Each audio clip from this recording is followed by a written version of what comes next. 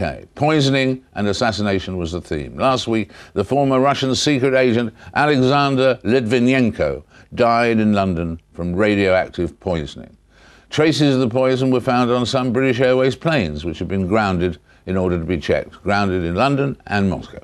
Then the news broke that the former Russian Prime Minister Yegor Gaidar has been rushed to hospital, also with symptoms of suspected poisoning, though the news at the moment on him is pretty positive. Well, anyway, to help us work through the smoke and the mirrors of this cloak and dagger world, best qualified man possible to lead us through that is best-selling thriller writer Frederick Forsyth. Freddie, welcome. Hi, David. When you read about this and Russian-originated poisonings in the UK and all of that, do you get a feeling that the Cold War is back? Well, the Cold War. Not necessarily the Cold War. If we're talking about political assassination, we're talking thousands. We're not talking about the Cold War. We're talking thousands of years. Think Caligula. Think Nero. I mean, the destruction of people for political reasons goes back many centuries.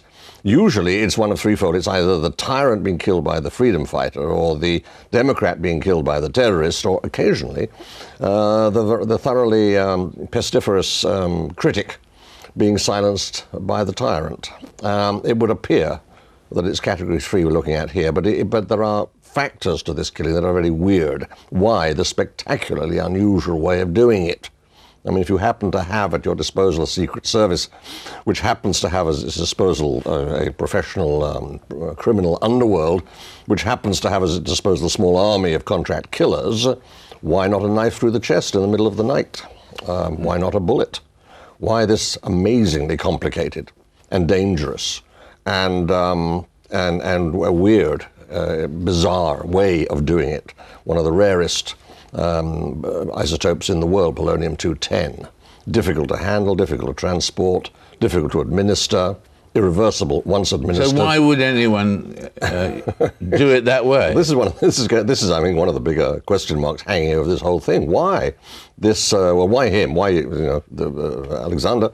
Who was annoying, perhaps troublesome, but one would think in terms of the Russian state, little more than a blowfly hovering over a cart horse. Why bother, so to speak? Secondly, why this manner? The only thing I would come up with is that 400 years ago, magistrates in England used to decree that a footpad that they ordered to be hanged be left hanging at the gallows at the crossroads for several weeks. Reason to warn any other footpads that this was not a magistrate to be dealt with lightly. Possibly this was a warning to any critic of a certain regime that they should tremble. They should be very afraid. That's the reason I can think of why this bizarre way of doing it.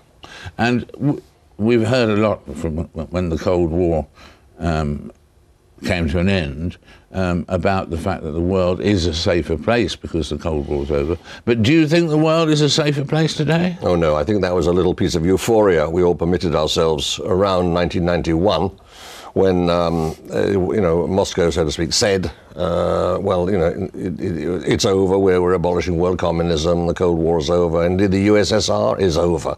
And we thought, yes, okay, the peace dividend, I think it was called, let's disarm.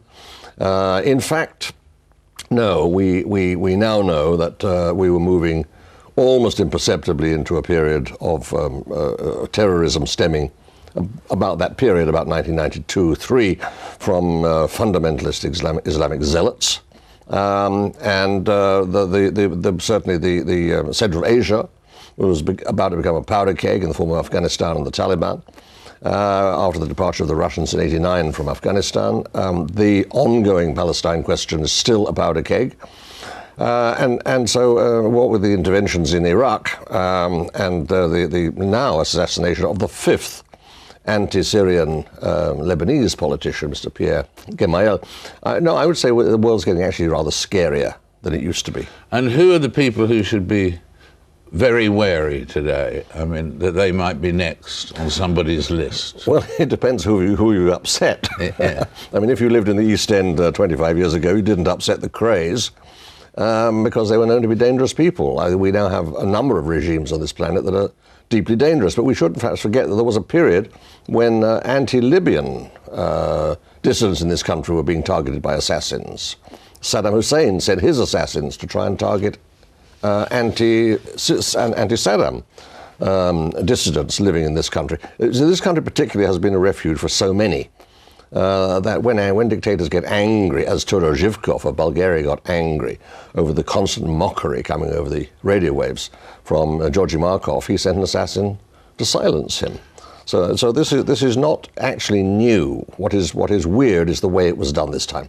It's a joy to have you with us, and congratulations are in order as well, because The Afghan, which I read, and as I told you, loved that book. That's not Cold War. That's very much Al-Qaeda area, isn't it? But it's a huge bestseller, and congratulations on it. Thank you, David. And thanks for being here. Well, it was a pleasure.